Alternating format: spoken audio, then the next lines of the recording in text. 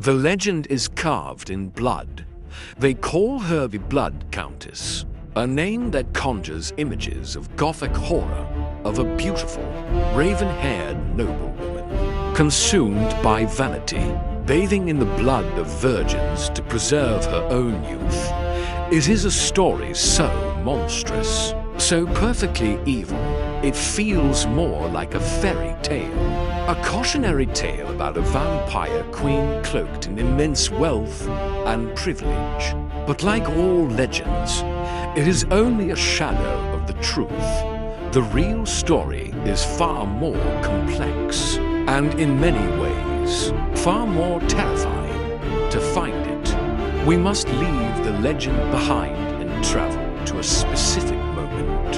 In time, the frigid night of December 29th, 1610. We are at Čachtice Castle, a formidable stone fortress perched on a hill in the Kingdom of Hungary. It is the home of the Countess Elizabeth Báthory, but tonight she has visitors, a party of armed men, led by one of the most powerful figures in the kingdom, György Thurzó, the Palatine of Hungary. They are not here for a social call. They are here to investigate rumors of unspeakable atrocities. What they claimed to have found inside those frozen stone walls would ignite a scandal that would rock the noble houses of Europe to their foundations. They spoke of finding a dead girl in the main hall, another dying, and a third, wounded and tortured, locked away. They claimed to have found dungeons littered with the instruments of private, personalized hell. This was not the work of a mythical vampire. This was the alleged work of a real woman, a woman of staggering power and influence, suddenly exposed. The legend is simple, but the reality is a tangled web of politics, power, and pain. How did this woman, a brilliant and educated member of Europe's elite, find herself at the center of such a horrifying discovery? To answer that, we must understand the world that created her and the absolute power that would allow her to become a monster. Power in 16th century Hungary had a name: Báthory. Elizabeth was born into a dynasty that was less a family and more a force of nature. Her relatives were princes, cardinals, and legendary warriors who ruled over vast swaths of Eastern Europe. They were brilliant, ambitious, and fabulously wealthy.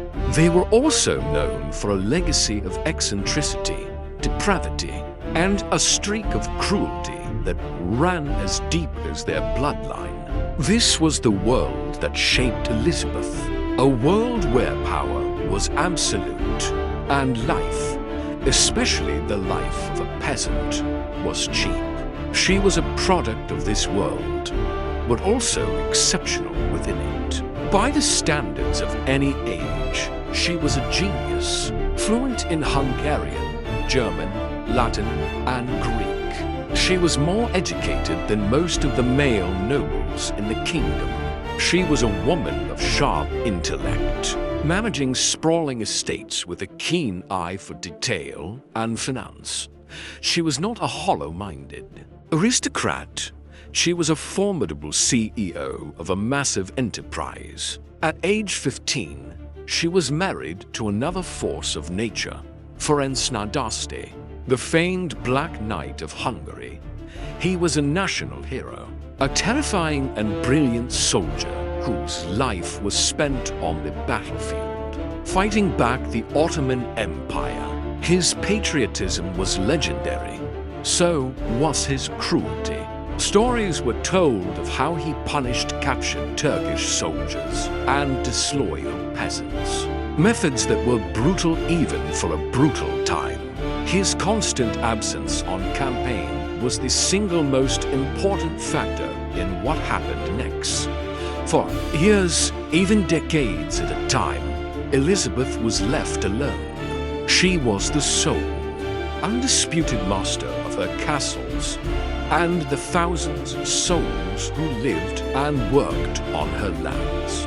There was no one to question her, no one to report to. Her husband was at war, and she was the absolute monarch of her domain. It was in this isolation that the whispers began. At first, they were small. A servant girl beaten too harshly for a minor mistake. A maid punished for a clumsy error with a severity that seemed excessive. The stories were dismissed. She was a Báthory, after all. Discipline was expected, but slowly, quietly, within the cold stone walls of her castles, the line between discipline and something far darker began to dissolve. The whispers grew, speaking of girls who went to work for the Countess and were never seen again. But in a world where a noble's word was law, they remained just that, whispers in the dark. Absolute power does not just corrupt, it creates its own reality. And inside Elizabeth Báthory's private reality, her darkest impulses were allowed to fester and grow. But she did not act alone. To turn a household into a factory of pain, she needed a network. She found it in her inner circle. There was her old wet nurse, Ilona Jo, who knew the Countess's secrets from childhood.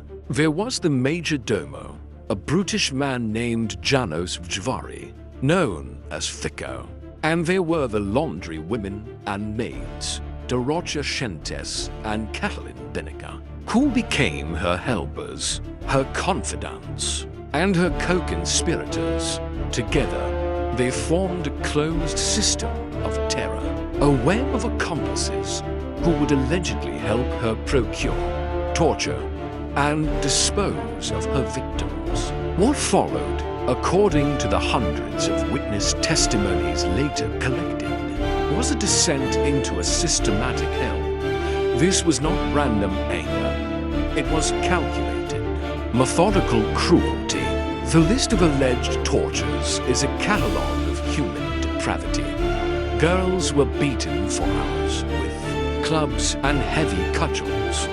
They were pricked with needles under their fingernails. In the brutal Hungarian winters, they were stripped naked, forced outside, and doused with freezing water until they became living statues of ice.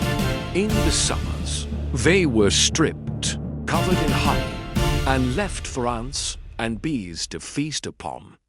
They were burned with hot irons, tongs, and even heated coins, pressed into their skin to leave the mark of the Countess's displeasure. The stories claim Elizabeth believed the pain and screams of the young girls were a source of gratification, a private theater of horror performed only for her for years. Her victims were the daughters of local peasants, girls who were lured to the castle with promises of good work and pay. They were disposable. Their disappearances, while tragic to their families, were insignificant to the wider world. But as the years turned into decades, the supply of local girls began to run out. Her hunger, it seemed, was insatiable. And this is when she made her fatal mistake. Arrogant and feeling utterly untouchable, she began to target new victims, the daughters of the lesser gentry. These were not peasant girls. These were the children of nobles, sent to her court to receive an education in aristocratic etiquette. When these girls began to disappear, or were sent home in coffins, the whispers finally reached ears that could not ignore them.